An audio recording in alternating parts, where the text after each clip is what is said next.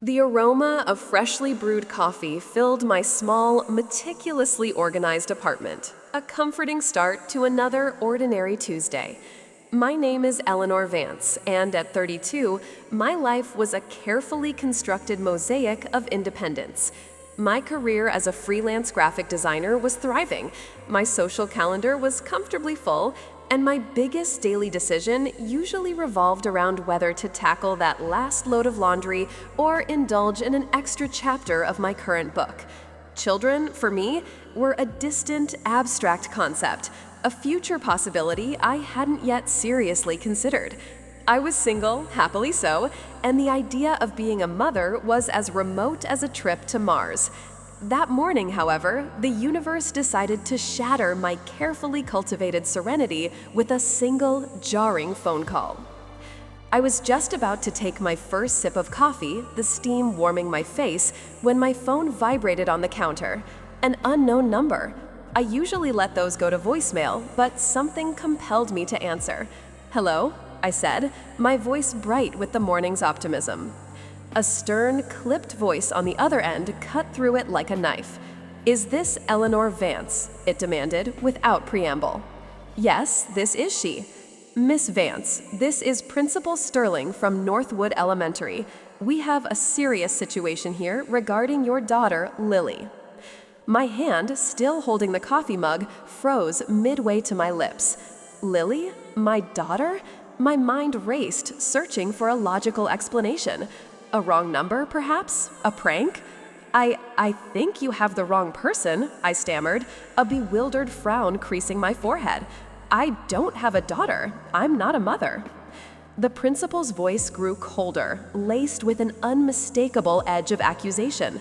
"Miss Vance, we understand this might be a difficult conversation for you. However, your daughter, Lily Vance, a first grader, has been waiting in the front office for 2 hours now. She was supposed to be picked up at 3 p.m., and it is now 5 p.m.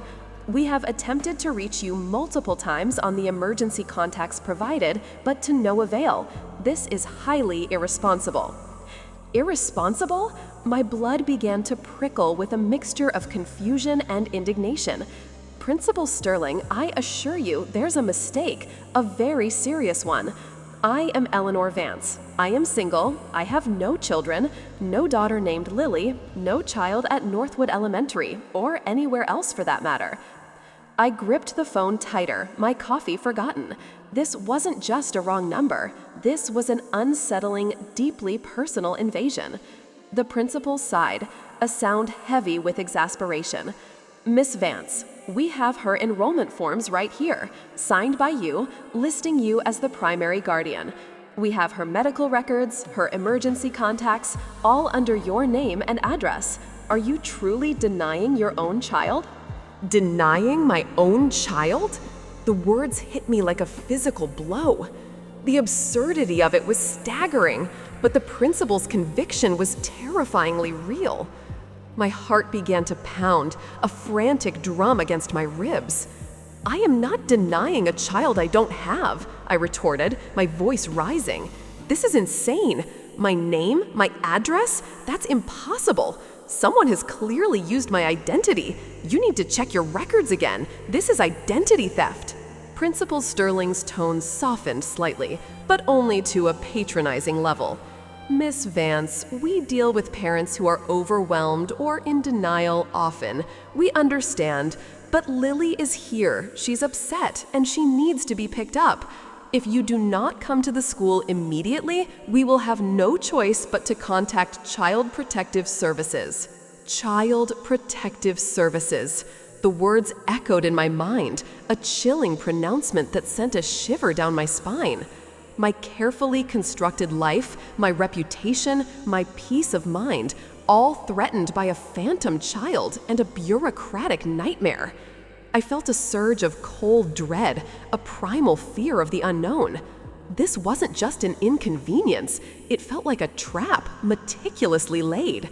"Don't you dare call CPS," I snapped, my voice trembling with a mixture of fear and fury.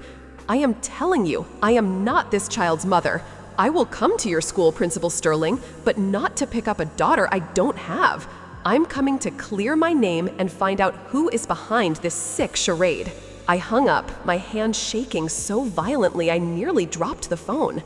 The comforting scent of coffee now seemed stale, replaced by the metallic tang of fear in my mouth.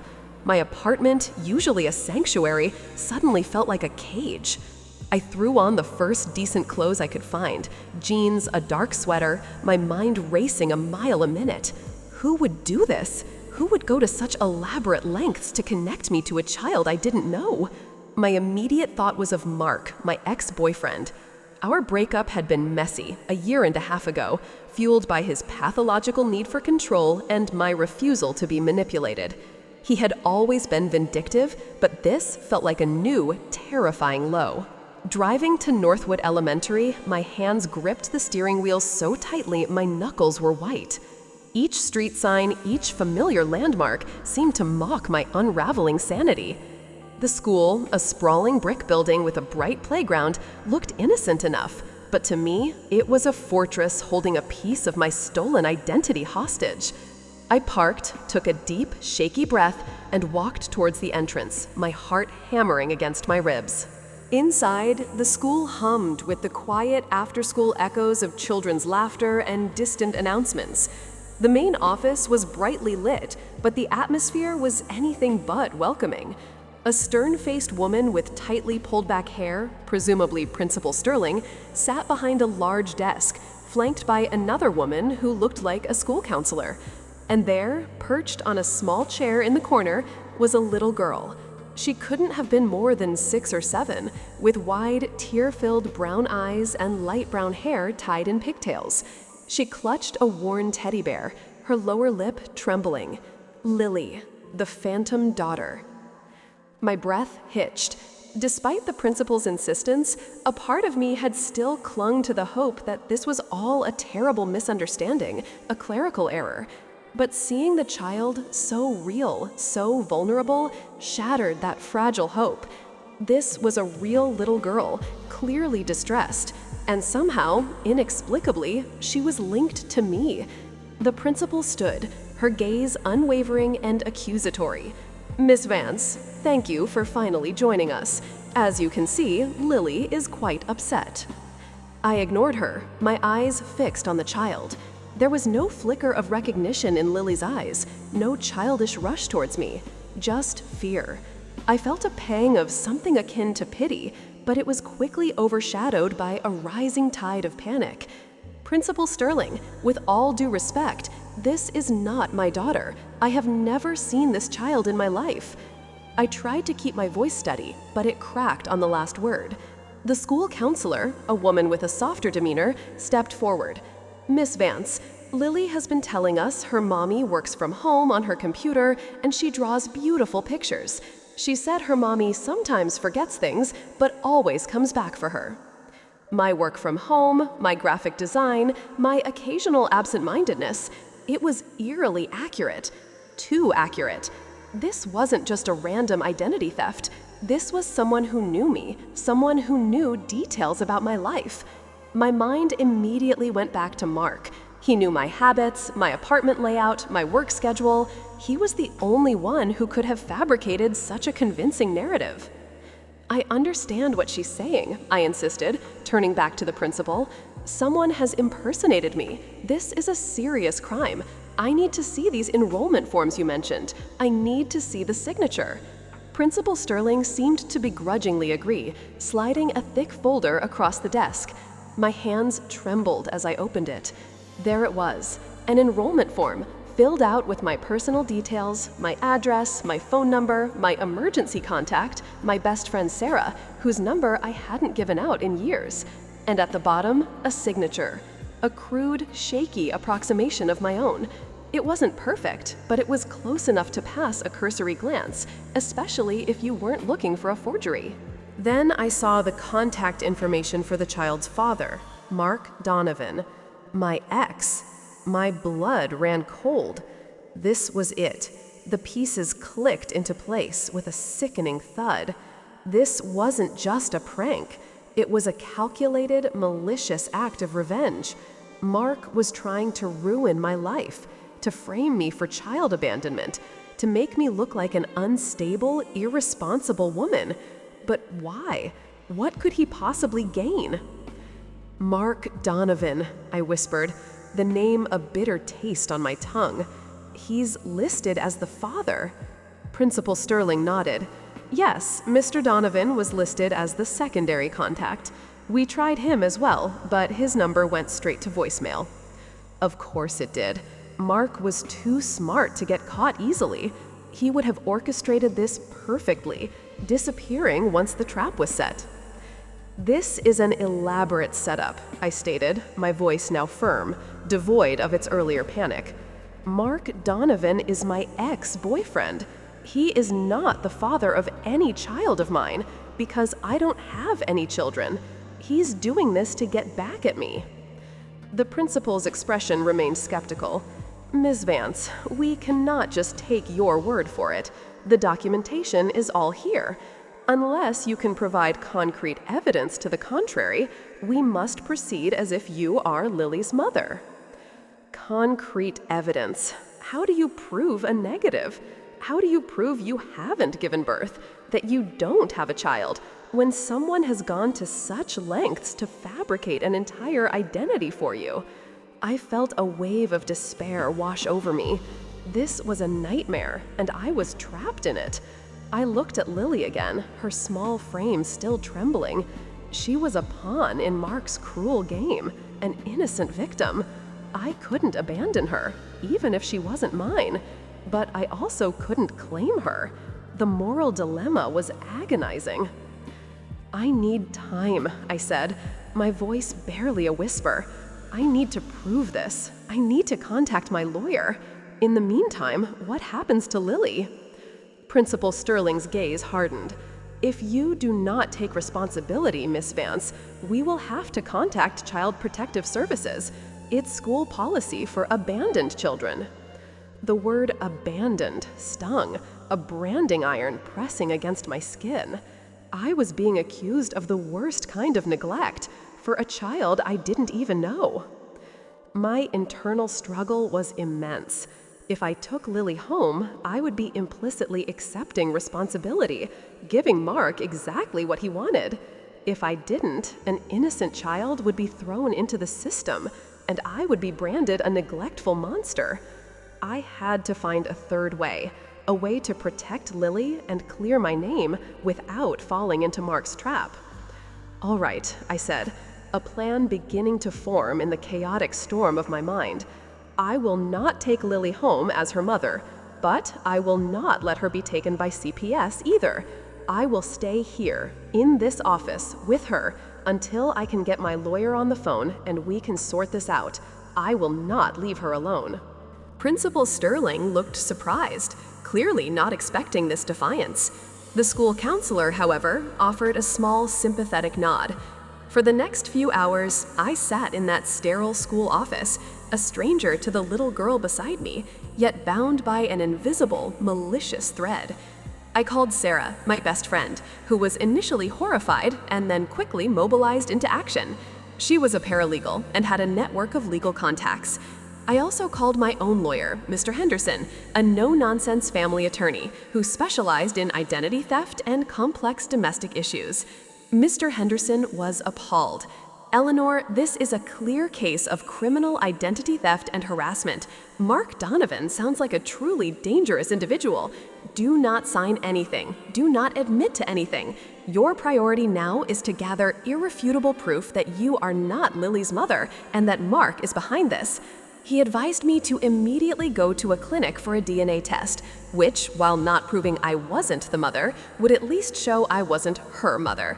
He also instructed me to file a police report for identity theft and harassment against Mark Donovan. Sarah arrived at the school an hour later, a whirlwind of furious energy. She brought me a change of clothes, some snacks, and a fierce determination to help. Together, Sarah and I started piecing things together. We reviewed the school forms, looking for any inconsistencies. The signature, while passable, wasn't mine. The emergency contact list was old, outdated. Mark must have used an old address book or hacked into an old email account. Sarah remembered that Mark had access to my computer for a brief period when he was helping me set up some software during our relationship. He must have downloaded or copied personal information then. Lily, meanwhile, had fallen asleep, her head resting against my arm, her small hand clutching her teddy bear.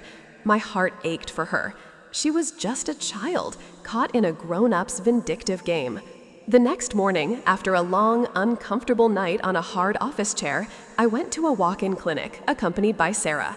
I explained the bizarre situation, and they took a DNA sample. It felt surreal, proving I wasn't a mother. Simultaneously, Sarah went to the police station to file a report, providing all the details we had gathered, including Mark's name and the fraudulent school forms. The police, initially skeptical, became more serious when Sarah mentioned the identity theft and the potential for child abandonment charges being falsely levied. They agreed to investigate Mark Donovan.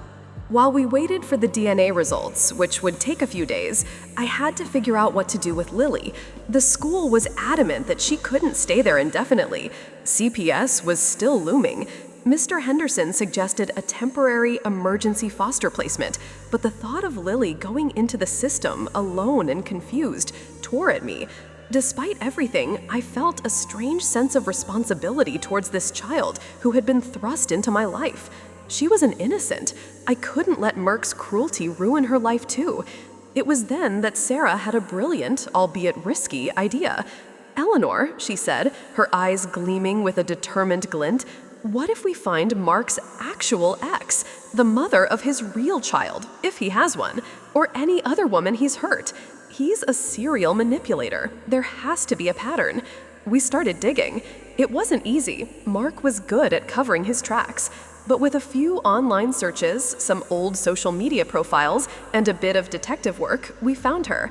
Angela Hayes, Mark's ex-wife, with whom he had a notoriously bitter custody battle over their own daughter, a girl named Maya, who was a year older than Lily. Bingo. The pieces clicked into place with a horrifying clarity. Mark wasn't just trying to frame me. He was trying to create a smokescreen, a distraction. He was likely in trouble with Angela, perhaps defaulting on child support or violating a custody agreement. By fabricating a child with me and getting the school and potentially CPS involved, he was creating a diversion, making it seem like I was the irresponsible one, or perhaps trying to establish a false narrative that I was a flight risk or unstable, which could somehow benefit him in his actual custody case. The name Lily was just a random selection, or perhaps a name he knew from somewhere else. I called Mr. Henderson immediately. He agreed that this was a plausible, if devious, motive. He advised me to contact Angela Hayes. It was a long shot, but she might have information, or even better, be able to take Lily in temporarily if she wasn't Mark's child, or if she was, she might know who Lily's actual mother was. The thought of confronting Angela, a woman who had also been burned by Mark, filled me with a strange mix of apprehension and hope. I found Angela's number through an old LinkedIn profile. My heart pounded as I dialed. "Hello?" a wary voice answered. "Is this Angela Hayes? My name is Eleanor Vance, and I think we have a mutual acquaintance, Mark Donovan." There was a long silence on the other end, then a sharp intake of breath. Eleanor Vance? What does he want now? Angela's voice was laced with years of weariness and bitterness. I explained the situation, slowly, carefully, watching her reaction to each unbelievable detail. The phantom daughter, the school, the identity theft, the threat of CPS. Angela listened, her initial skepticism slowly turning into a chilling recognition. "He's done it again," she whispered, her voice barely audible. "He tries to ruin lives, always. But a child? That's a new low, even for Mark." Then came the bombshell. "Eleanor," Angela said, her voice trembling, "I think I know who Lily is. Mark has a sister, Brenda. She's had a really tough time, off and on the grid. She has a daughter, a little girl named Lily, about 6 or 7. Brenda's been struggling with addiction for years.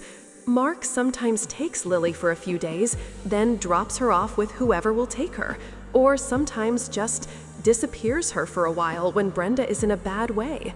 He's always been terrified of CPS getting involved with his family, because of his own custody battle with me. He must have used your identity to enroll Lily, thinking he could just dump her at the school and disappear, making it your problem if she wasn't picked up. He's trying to keep Lily out of the system, but not because he cares about her. He just doesn't want it traced back to his family. The revelation hit me like a tsunami. Lily wasn't just a random child. She was Mark's niece.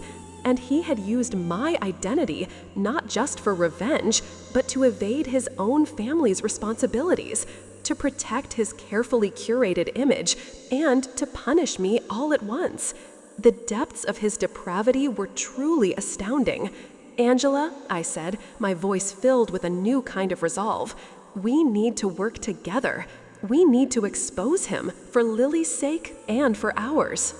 Angela agreed. She had years of documentation, emails, and even recordings of Mark's manipulative behavior, all carefully stored for her own custody battle. Together, we had an overwhelming amount of evidence. We presented everything to Mr. Henderson, who then coordinated with the police. The DNA results came back a day later, unequivocally proving I was not Lily's biological mother. This, combined with Angela's testimony, Brenda's confirmed existence and history, and the police investigation into Mark's online activity and the fraudulent forms, painted a damning picture. The climax unfolded swiftly and satisfyingly. The police, armed with warrants and a mountain of evidence, located Mark Donovan.